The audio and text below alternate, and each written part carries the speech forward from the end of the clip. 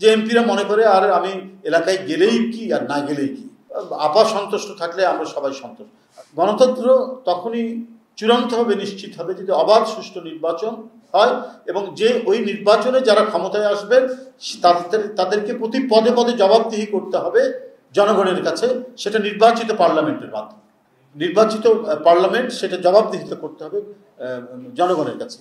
সে যদি জানে যে 5 বছর পর আমাকে আবার জনগণের কাছে আসতে হবে, সে তার কাজে কর্মে তার পলিসি বাস্তবায়নে বা সরকারের পলিসি বাস্তবায়নে সে সতর্ক থাকবে যাতে জনগণের কোনো দুর্ভোগ তৈরি না হয়।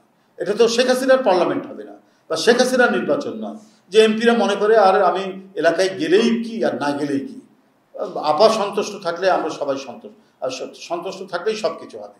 কারণ ওটা তো সিলেকশন হবে। আমি যদি আপা যদি আমার প্রতি সন্তুষ্ট থাকে আমি এমনি এমপি হয়ে যাব। তো ডেমোক্রেসি তো শেখ হাসিনার পর্যায়ে থাকবে না বলেই তো আমাদের আন্দোলন সংগ্রাম।